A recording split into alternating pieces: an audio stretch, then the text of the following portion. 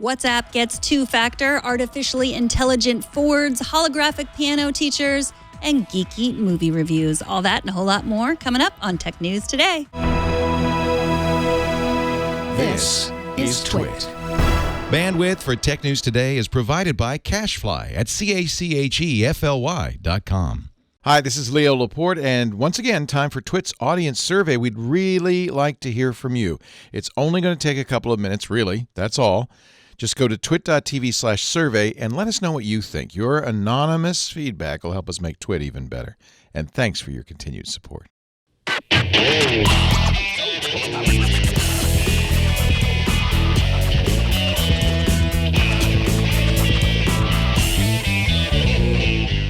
This is Tech News Today, episode 1703, recorded Friday, February 10th, 2017. This episode of Tech News Today is brought to you by Rocket Mortgage by Quicken Loans. When it comes to the big decision of choosing a mortgage lender, work with one that has your best interest in mind. Use Rocket Mortgage for a transparent, trustworthy home loan process that's completely online at quickenloans.com/TNT. And by Blue Apron, the #1 fresh ingredient and recipe delivery service in the country. See what's on the menu this week and get your first 3 meals free with purchase and with free shipping by going to blueapron.com/TNT. And by Tracker, a coin-sized tracking device that pairs with your smartphone and keeps you from losing your most valued possessions. Visit thetracker.com right now and enter promo code TNT to receive a free Tracker Bravo with any purchase.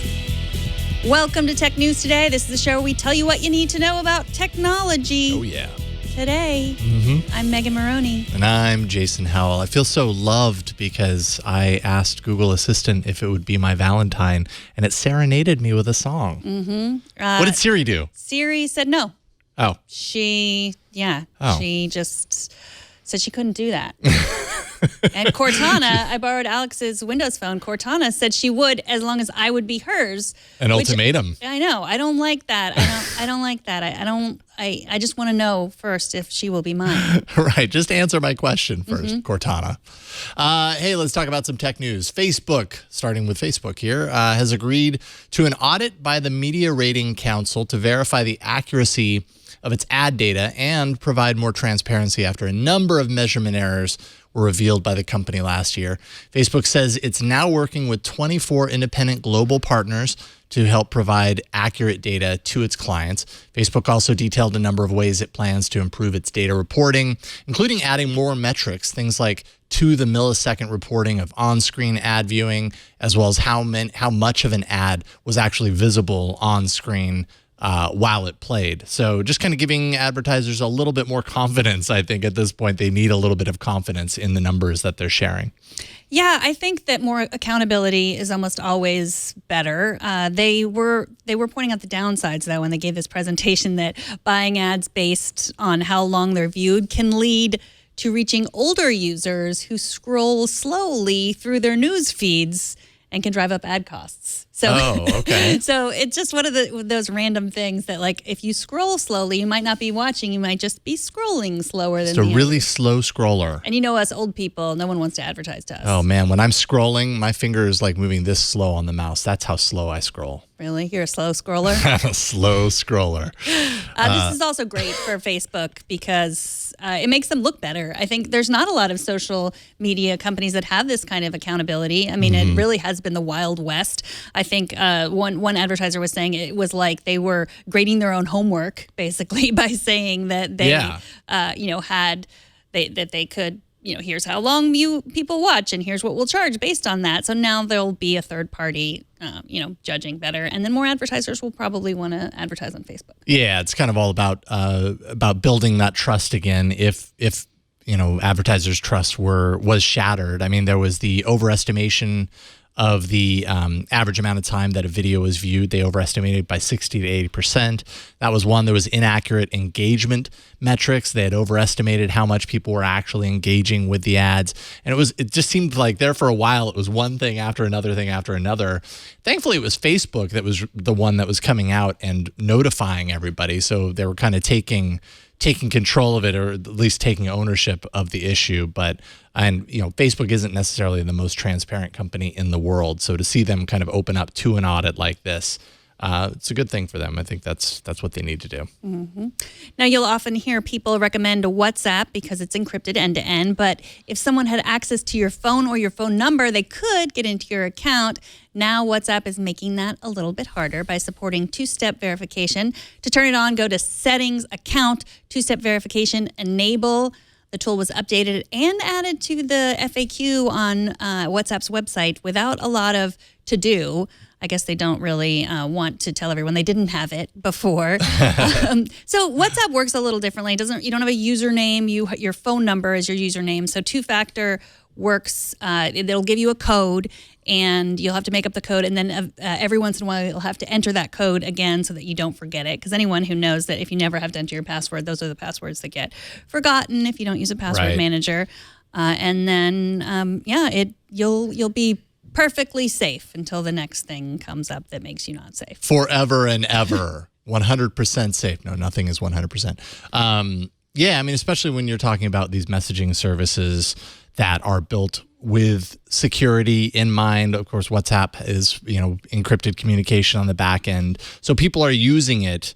Many people are using it because of the idea that they're safe and they're secure by using that platform. So having two-factor to get into the account, I just don't know why more services aren't two-factor. I feel like at this point, mind you, I had a little bit of a bumpy road getting into two-factor myself when it came to logging into accounts and getting locked out of my Google account and everything in the process. But the more that I've brought my accounts into two-factor, the more I realize just how important it is to have it everywhere. And I'm just still kind of surprised that some very, there are at least a few major services that don't have a real implementation of two-factor, and it just kind of surprises me that they haven't gone there yet. I think they haven't gone there because it confuses a lot of people and frustrates people, and they would prefer convenience over privacy. I mean, that's why I feel like that's why all things are not secure, because people demand privacy. I mean, that was the same thing with Windows years ago.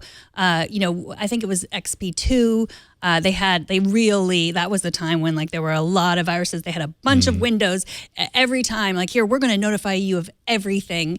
People got mad. They just didn't want all those notifications. And the more notifications you get, the more that you start ignoring them. So I think it's the same with two-factor.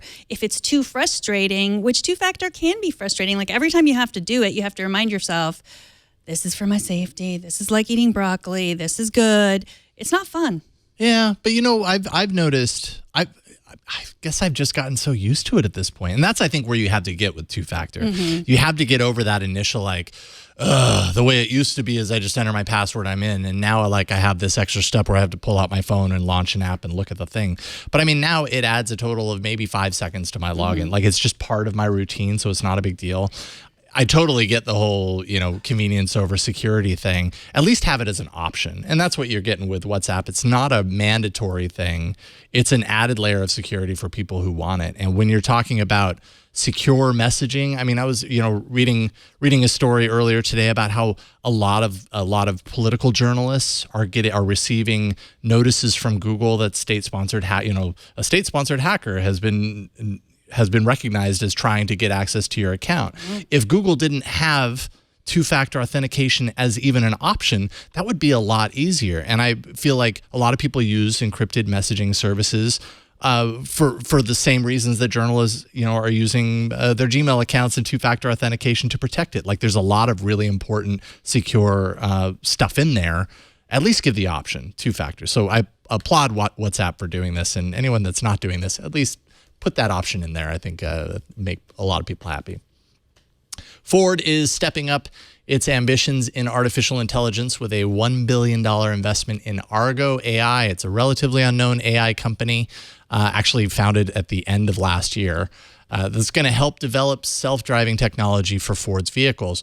Ford will continue its work on the hardware platform without the need to create its own self-driving system. And Argo AI, of course, which in this case becomes a subsidiary of Ford, will focus on the software and reap the benefits of Ford kind of bringing that software to market with its vehicles.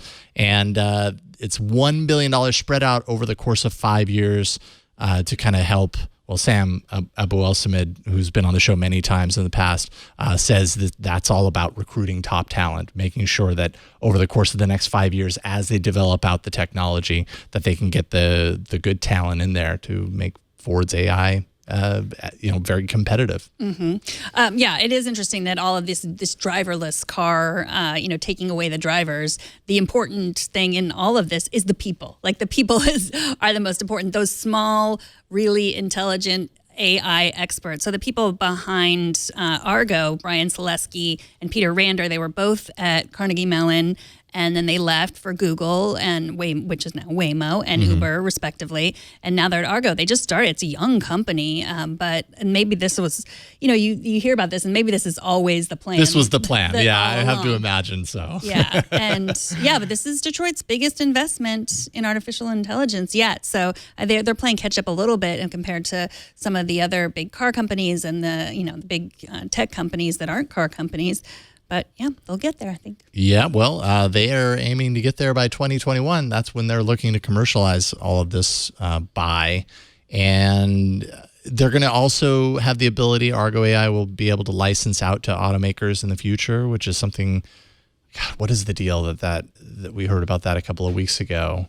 Can't remember it off the top of my head, but that's obviously becoming kind of a strategy here too, is when this technology is being built, even though one car company owns it, license it out, that becomes another avenue, way to spread out obviously the technology, but way to monetize it in other ways too. So.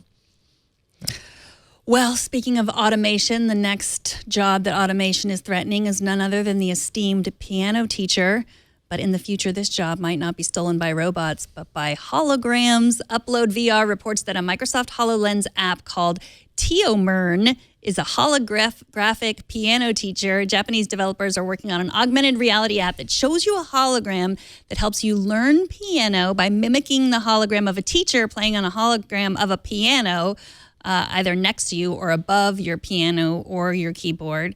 So this is for HoloLens, but you can see in the picture they were showing it with also just like with an iPad that has an augmented reality app. I don't know that you could really learn piano this way, but I think in terms of practicing and the way your body is and the way your hands move, this seems like a great use of AR to me. This was really eye-opening to me because as we continue down this road of understanding or trying to understand the benefits or the use cases of things like VR and AR, it had never occurred to me using VR or AR as a tool for learning how to play a musical instrument. Of course, I'm a musician when I'm not here and I have any spare time, which is basically none at all, but I try. But when I think about like the idea of getting piano lessons or whatever, and instead investing in hardware like this, and if the software is built out, I don't see why you couldn't use this to learn. If it's to the point to where you could sit down at a piano and have a virtual instructor next to you using the same piano in the same space, and obviously it's able to determine and pick out the parts of the piano and how that matches up with the music that's being played and everything, I could totally see this being built out as like a music learning platform. And they're still in the process of making this a reality. Like you're seeing part of it here, obviously, but they're really in the middle of trying to come up with support, investors, partners to bring it to a finished state. So I could see this being a whole platform, and it kind of blows me away. You would also have to make sure the hologram would be able to give you a look of disdain when they knew you were practicing, because that was what my piano teacher did best. Oh, was that encouraging, or did that destroy you? Well, I never really got past the 4th grade, so I guess you be the judge. Well, in piano. You got past the 4th grade. I got past the 4th grade in everything else. Everything else was just piano. No, piano. All those piano lessons that my parents paid for in hopes that I would one day be a classical musician. Yeah. That didn't happen. Well, can you still play piano at a 4th grade level? Yeah. I can play one song. Hey, you're way ahead of a lot of people if you can play piano at a 4th grade Well, level. it's I played it for the recital, and it's one of those amazing things about your brain. Like when you learn something at that age, it's always with you. Yeah, true. I would love this though. Like, I don't know how much piano lessons cost if you really want to go from zero to hero, but I have to imagine it over the course of however long, if you dump that into the hardware instead, and that would be a really great alternative. Yeah. I would love to do that. Also, I was thinking you want to spend more time playing music, so you could get a hologram of a dad to be around the house instead of you, and then just play music in your man cave. Good idea. Okay. We'll work on that. Right. We'll see how we can do with that. Just because the Amazon Tap has tap in the name doesn't mean you need to tap it at all. Not anymore. Now that Amazon is pushing out an over-the-air update to the device that activates hands-free mode, that brings it closer to being on par with its bigger sibling, the Amazon Echo. Amazon isn't saying whether its plans are to bring hands-free mode to the even smaller Echo Dot in the future. I would guess probably so at some point. Does the Echo Dot have any sort of microphone on it at all? Actually, I guess that's the number one. Yeah, it does. Okay. So the Dot is totally hands-free. It's just not mobile. It's not portable. Oh, okay. So this is like one of those minor things that's like, oh, okay. So, because remember when we talked about the Tap in the beginning, we just thought, what is the point? Why don't they put a button on it? I mean, why is there just a button? Why do you have to press a button in order to talk to it? And what we decided was that who wants to bring a device around with them all the time that's always listening? Yeah. And so that's why they didn't. But obviously, people want to do that.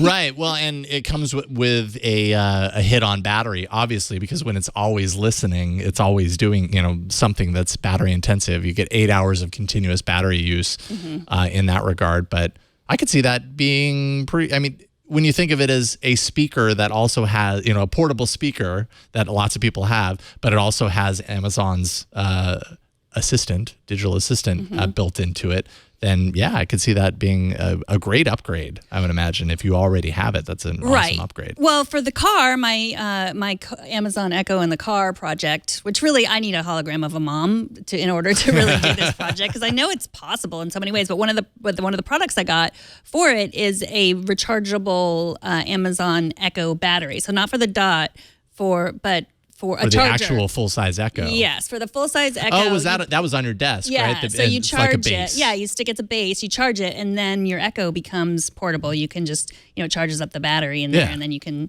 use it. Well, no, you put it in and then the device is charged, and you put it in the device, but it's really impractical for use. Like you could bring it outside. You could, but yeah. So, but that basically turns it into a Tap. Okay. And already you can use the microphone. So yeah, it seems like I've never liked the Tap. I feel like I've called the Tap the Amazon like ugly stepchild, or I've also suggested that somebody's like brother-in-law in the company invented it, and they were like, okay, fine, let's do that. Yeah, whatever. But does this make it better in your mind?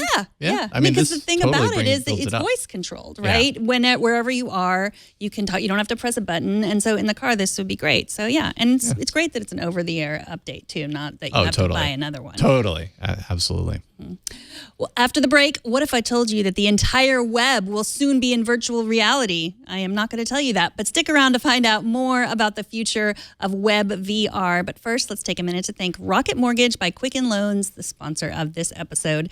When it comes to the big decision of choosing a mortgage lender, it's important to work with someone you can trust and who has your best interest in mind. It's one of the hardest parts, getting the mortgage. Who do I trust? Who has my best interest in mind? With Rocket Mortgage, you'll get a transparent online process that gives you the confidence to make an informed decision. You don't have to waste time searching through stacks of paperwork. With Rocket Mortgage, you can securely share your financial info to get a mortgage approval in minutes. That's the hard part. You send a lot of information. You want to make sure you're uploading it to a secure place, and Rocket Mortgage will do that for you. You can even adjust the rate and the length of your loan in real time to make sure you get the mortgage solution that's right for you. So whether you're looking to buy a home or refinance your existing mortgage, you can lift the burden of getting a home loan with Rocket Mortgage. Skip the bank, skip the waiting, and go completely online, which means you can do all this in your pajamas, on your couch. Go to quickenloans.com/TNT. That's quickenloans.com/TNT. Don't forget the TNT. We want them to know we sent you there. Equal housing lender, licensed in all 50 states. NMLS, consumeraccess.org, number 3030. And we thank Rocket Mortgage by Quicken Loans for their support. So now even your web browsers want to get in on the virtual reality fun, and Google's going to help it get there. Joining us to discuss this is Stephen Shankland, senior reporter for CNET. How's it going, Stephen? It's going well. Thanks for having me on the show. Absolutely. It's great to get you on finally. So first of all, explain a little bit about the purpose of WebVR. Why do we need this? Okay, so what WebVR does is it marries virtual reality with the browser. So you've heard of virtual reality with, Oculus headsets or HTR Vive or Samsung Gear VR. There are lots of different headsets that you put on. The big problem with VR is, what do you do with it? So you can play games, you can explore virtual worlds. There are different things you can do, but there's not, an immense amount of things you can do. What WebVR does is it lets web developers create content for virtual reality. And the good thing about that is it means they create it once, like they create a website once, and it works on all these different devices. So in principle, WebVR will bring more virtual reality content to virtual reality headsets. So there's something to actually do with those headsets. So it's more or less a standard, and now the browsers are working on bringing it in to support that. Is Google one of the first to do this, or is Google the last of the party? Google is the first to actually ship it in the stable version of its browser. Mozilla actually was very early on the WebVR bandwagon, but they haven't got it out in the final version of Firefox yet. Microsoft Edge was the next to jump on board. They're still in preliminary stages.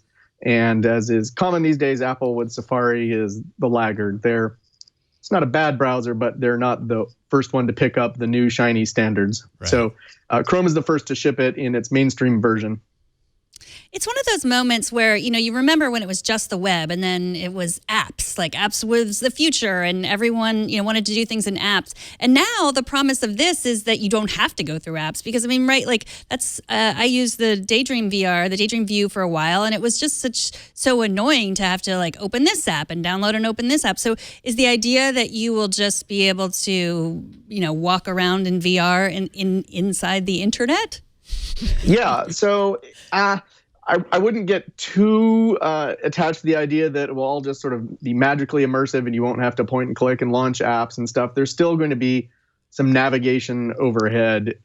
The thing about the web is, as it's got more sophisticated, it has become more like native apps that you load on your Windows machine to your Mac, or tapping an icon on your phone. So I think you're still going to be visiting one particular destination with WebVR, and then you'll back out of that and go into another one. It's not like you're going to be skipping from one WebVR world to another, at least initially. That could happen in the longer run.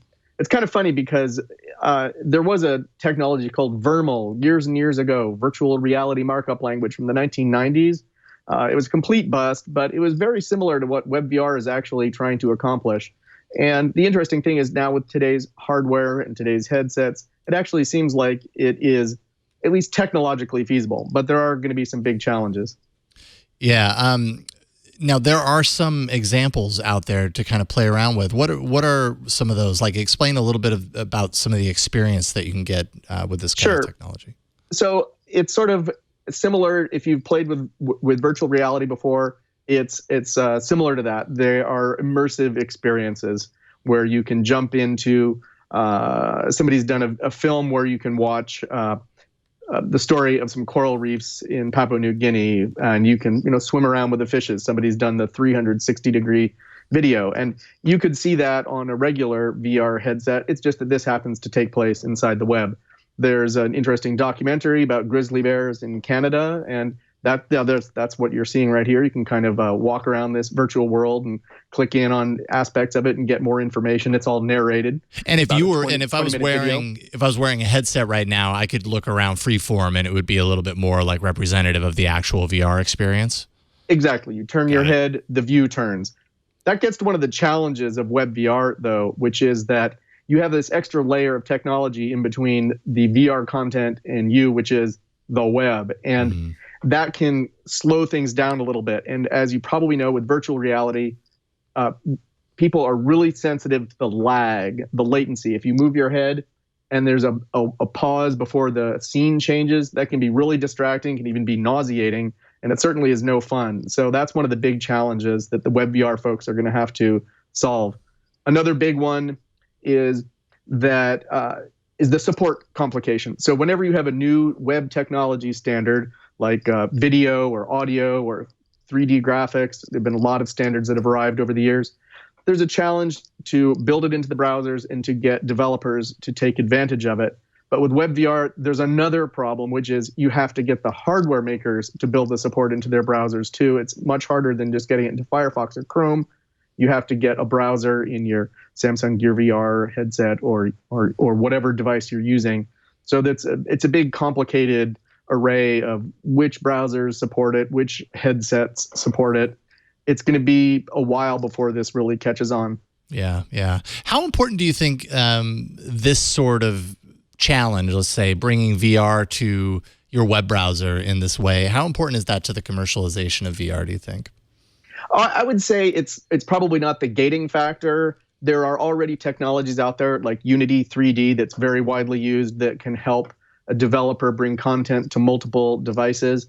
But I think anytime you have a widely adopted standard like the web is obviously very widely used. Mm-hmm. It does lower the difficulty level for some people, and there already are a lot of programmers out there who are web savvy. So this potentially does open up VR to a new audience of developers who might not have been interested anymore. So I don't think this is going to be the make or break technology that brings VR to the mainstream, but I think it helps get it that direction. Personally, I'm a bit of a VR skeptic, and I'm not convinced it's going to hit that mainstream anytime soon, but this is the kind of thing that will help. Awesome.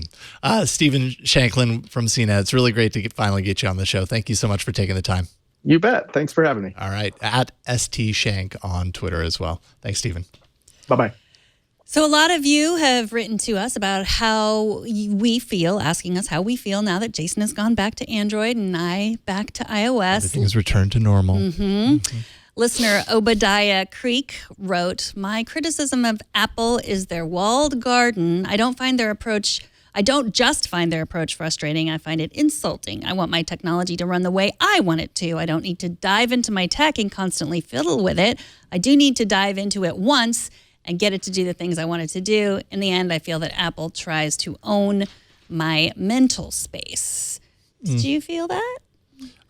No, I mean, I understand where he's coming from, and I think that illustrates exactly kind of the differences between the two platforms and why when some people move from Android to iOS, they feel almost like when I experience those things, I for myself at least recognize that Apple makes certain decisions for the user to free the user up so that they don't have to worry about certain things. And that's going to work for some users. It's not going to work for others who feel almost like it's a hostile decision, like Apple doesn't trust me with all of this control, so it's removed it from me and eliminated my ability to do it. And if that's really how you feel, then I don't think iOS is for you, because I doubt that Apple is necessarily doing this to be vengeful on anyone and say we don't trust you with these things. Apple just really wants to create a very tight, cohesive, interconnected experience between all their devices, and the best way for them to do that, as evidenced by how they produce their products, is to kind of remove a little bit of that flexibility and tighten down the controls, and that works for a lot of people. So I would say Android's probably the better platform for you. If you feel that way on iOS, that's probably the right place for you to be. Well, I guess what he's sort of saying is, can't there be a happy medium? Like, can't there be somewhere in between? Like Apple's still kind of giving you the option for deeper control?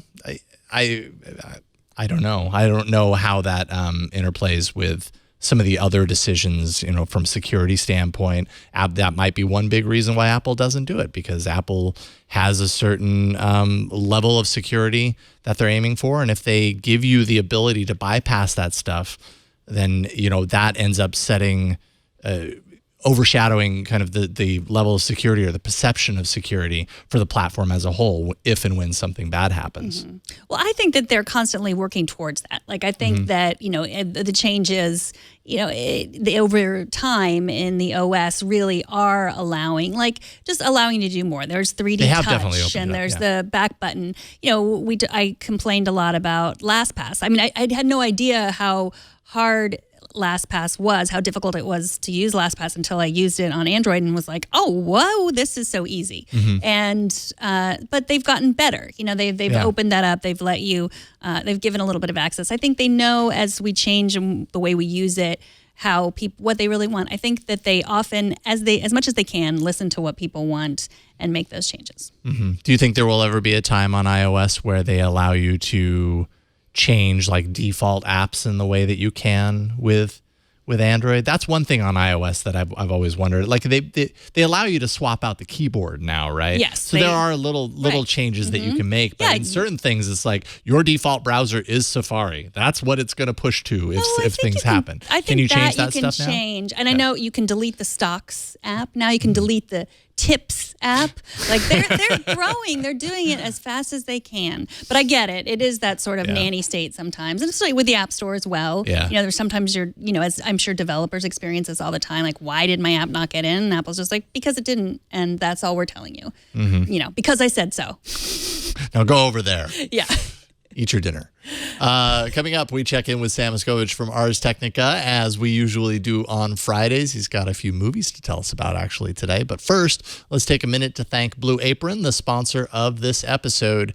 Blue Apron's mission is to, first of all, make you hungry, and second of all, make you full. But also to make incredible home cooking accessible to everyone while supporting a more sustainable food system, setting the highest standards for ingredients, and building a community of home chefs. Blue Apron delivers seasonal recipes along with fresh, high-quality ingredients to cook delicious home-cooked meals for less than $10 per person. Every meal comes with a step-by-step, easy-to-follow recipe card that you get to keep, of course, so you can remake those recipes after the fact, and pre-portioned ingredients that can be prepared in 40 minutes or less. Blue Apron sets the highest quality standards for their community of over 150 local farms, fisheries, and ranchers across the U.S. Seafoods sourced sustainably under standards developed in partnership with the Monterey Bay Aquarium Seafood Watch. Beef, chicken, and pork come from responsibly raised animals. Produce is sourced from farms that practice regenerative farming. And because Blue Apron is shipping you the exact amount of each ingredient that's required for the recipes in the box, they're reducing food waste. Their freshness guarantee promises that every ingredient in your delivery arrives ready to cook, or they'll make it right for you. Blue Apron delivers to 99% of the continental U.S. There's no weekly commitment, so you only get deliveries when you want them. And you can really customize your shipments too. You can customize your recipes every week based on your dietary preferences that you choose. You can also choose from a variety of new recipes each week, or let Blue Apron's culinary team surprise you. Take control of that.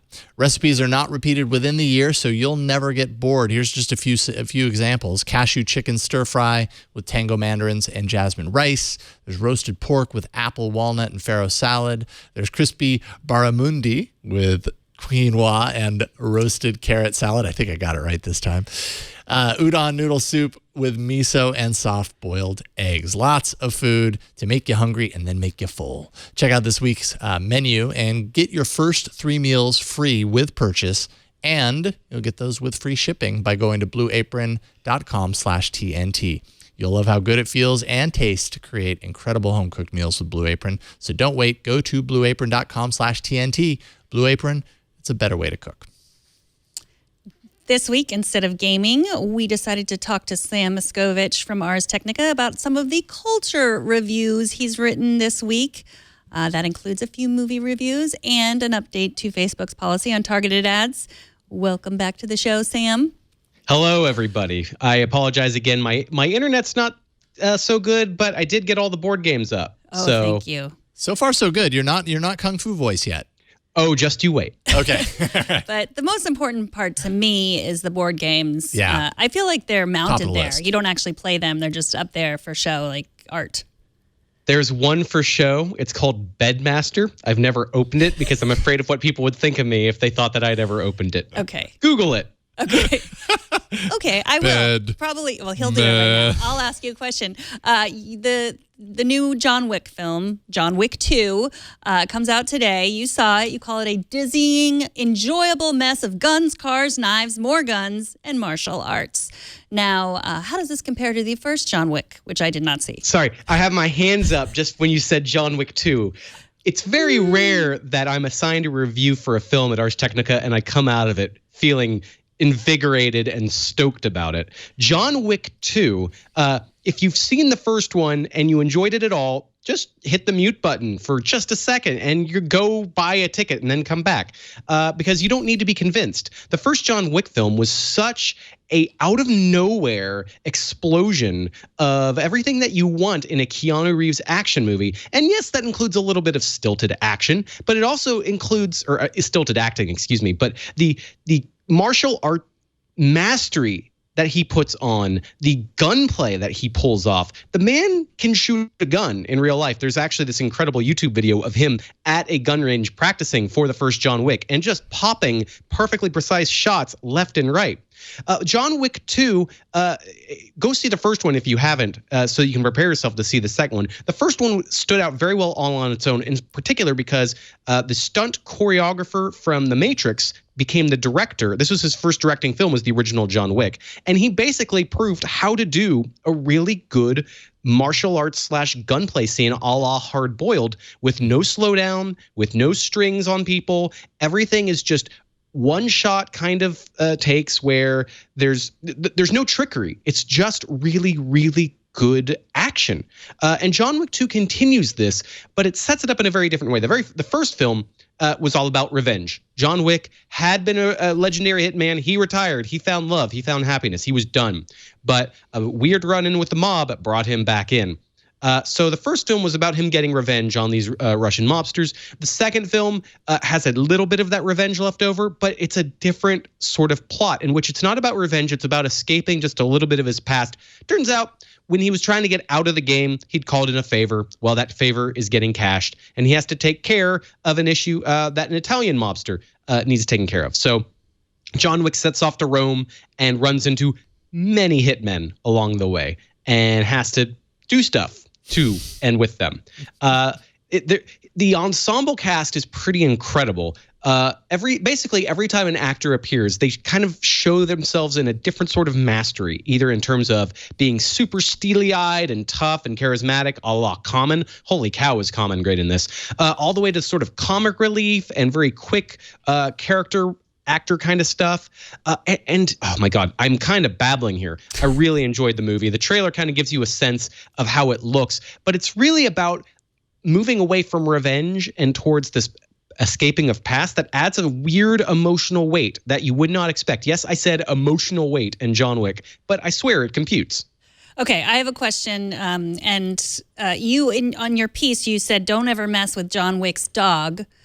Maybe this is too much of a spoiler, but I love dogs, and I love this his dog. Should I see it?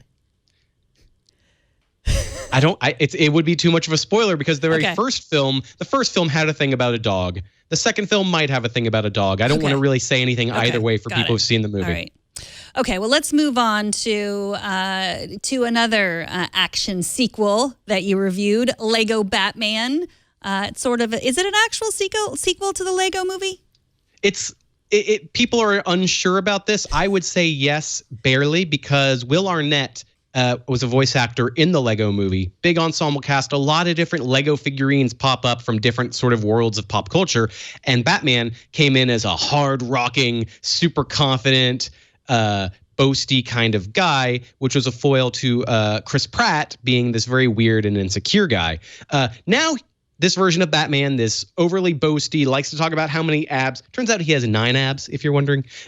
This sort of silliness becomes center stage. And the result, the Lego Batman movie, is much better than any of the other Lego Batman films that have come out. And if you're a parent, you've seen those on Netflix as part of these DC Lego superhero collections.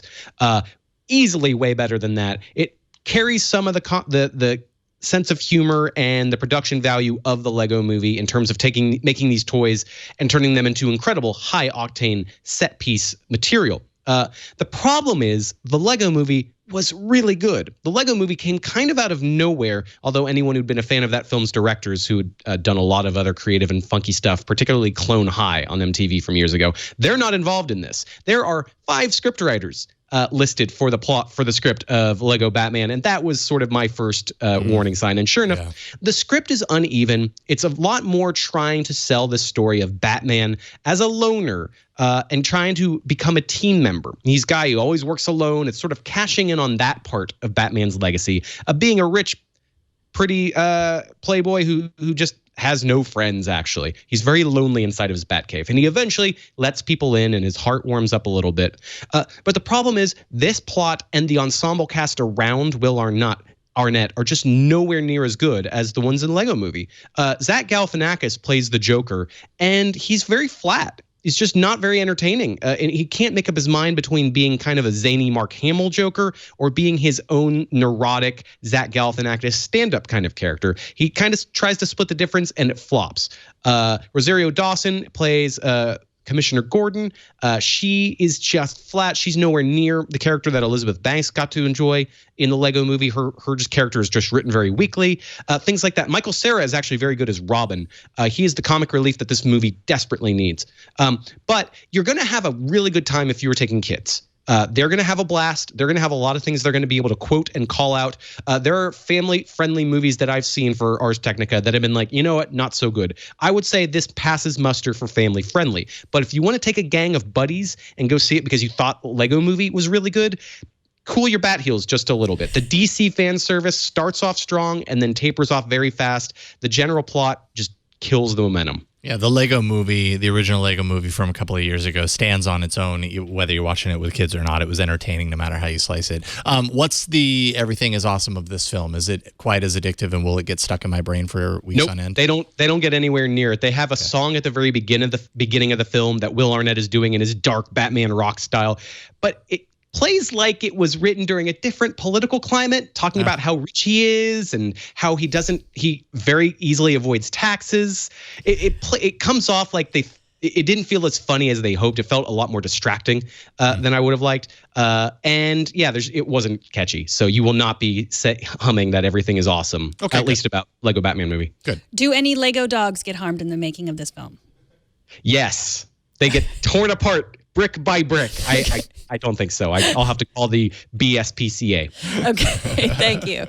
Okay, finally, not a sequel, but a conclusion, we hope, to the story that started last year after a ProPublica investigation into how Facebook targets ads based on your ethnic affinity. Catch us up on this true story and where it stands now. Right. So it was ProPublica back in October went and built advertisements inside of Facebook and picked all the different toggles that they offer you. The idea being you are paying per click. You want to maximize those clicks. So you might, for example, not advertise Taylor Swift to a 35-year-old tech writer. So they created advertising that was specifically about housing, employment, and credit opportunities and built them in ways that specifically excluded African Americans, Latinos, and Asian Americans. That is a big violation of the Fair Housing Act. As a result, the study came out. Facebook immediately responded because a lawsuit was filed almost instantly, and they have finally come through with an automated tool set. The idea being, when you decide to book an ad in Facebook, it will analyze the topic you pick, the language you use, any images, and the cultural targeting that you choose. And if it detects that it has anything to do with housing, employment, or credit, it will give you either we're not running this ad at all, or, hey, we're going to make you read this thing and click I agree and certify to kind of pass the liability buck to the advertiser as opposed to Facebook. So the idea being that Facebook is adding this kind of default gate so that people who decide to do targeted advertising aren't really excluding voices in ways that would never pass muster in a newspaper or other traditional media. The problem is Facebook hasn't really come out and said, let's say you're an advertiser, you try to do the ad and it gives you a warning and you change the words just enough that the robots go, oh, that's fine, even though it is still a discriminatory ad. We're not really sure. I think this is going to require a lot of manual poking and prodding to get just right. And I hope that they're vigilant about it. The attention is certainly there. People are definitely paying attention. You can't be as big as Facebook and get away with those sort of predatory ad practices. So they can still target me for shoes, say, based on my ethnic affinity, not just housing, something that's against the Fair Housing Act. Yeah, I think there's still people still have a problem with some of the cultural targeting that can happen as a result, especially because Facebook doesn't always get it right. You know, they try to predict everything based on music interests and who you follow and all that sort of stuff, but the metadata doesn't always add up. And I find that this sort of artificial robotic cultural targeting usually flounders more than it succeeds. But, you know, Facebook has a vested interest in getting it right and making everyone think they've got it right. So I imagine the action and the statements about that action will continue flying at a rapid clip. Well, Sam, thank you, as always, for joining us in the chat room. Robert has called you the Siskel and Ebert of Ars, so you can use that, trademark it now. Your tagline. Yeah, you hear that, Annalee Newitz? Yeah. She doesn't want to. Other cultural reporter. Sam Machkovech from Ars Technica, cultural reporter. Sam Red on Twitter. We will hopefully see you soon, maybe even next Friday. That sounds good. We'll maybe talk about For Honor, which is a video game where you smack other people with axes and swords and things. We'll tell you how it is. Excellent. Okay. Mario is thrilled. His arms went up in the air when you said that, so we will. See you, Sam. TNT's fan of the day is that guy, Ed. That's his handle on Twitter, who sent us this video saying, "This is how I watch TNT with Mac, enjoying Megan and Jason. Sorry, Jason. Mac made me do it." And there on a little Mac screen is my Meitu image. I never thought that I'd see my Meitu image in black and white, and on an old retro Macintosh. How did he do that? I don't know, Mac Paint. He reconstructed it pixel by pixel. I'm guessing, right? You're that talented, aren't you? You've got that much time, don't you, on your hands? Show us how you watch or listen to TNT. Just record a video or take a picture of yourself or your setup. Post it on Instagram, Google+, Twitter, or Facebook, and use the hashtag HowIWatchTNT, and we'll find it. In the future, Netflix will solve your biggest marital dilemma. I'll tell you about how, but first, let's take a minute to thank Tracker, the sponsor of this episode. I lose my stuff. I lose all my stuff all the time. We're used to it. Newsweek reports the average American wastes 55 minutes a day looking for things they own but cannot find. You need Tracker if this is you. It makes losing things a thing of the past. I'll tell you how to get one for free. The Tracker Bravo, that locates misplaced keys, wallets, luggage, instrument, bicycles, electronic devices, even your dog or cat in just seconds. Maybe John Wick needed this. The coin-sized device is constructed with anodized aluminum for the thinnest, most durable tracking. You can easily attach it to your items with a key loop or just stick it. There's an adhesive that comes with it. You just stick it on your stuff and it's there to help you find your stuff when you lose it. Not if you lose it, but when you lose it. Tracker is enabled by Bluetooth LE, so the battery will last you up to a year. You can also add a laser engraved message to every Tracker Bravo. If you're going to keep it on your keys, you want it to look nice. Or if you're going to keep it on your pet, maybe you want to put your pet's name or return information. You can also personalize your tracker with a custom printed image. So all you have to do is pair your tracker to your iOS or your Android device. Then it will find its precise location with a tap of the button. It's that easy. Your phone can track up to 10 devices at once. You can customize two-way separation alerts so you're notified before you leave your item behind. And if you lose your phone, all you do is press the button on the tracker, and then your phone is going to ring even if it's on silent.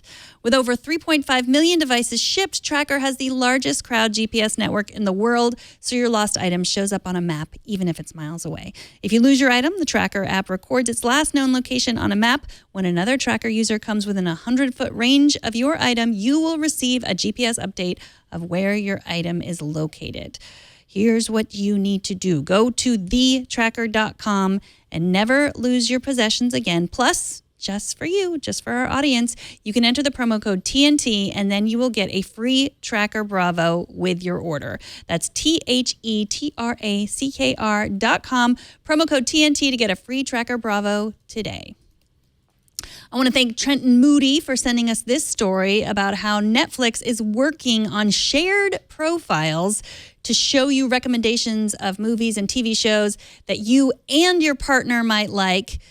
So, to avoid all those fights over what to watch while you're chilling, Digital Trends calls this a Venn diagram of TV. So, like, I like Westworld. He likes Bloodline. What will we both like? So, this is, I guess, sort of already there if you and your partner have been liking and disliking things.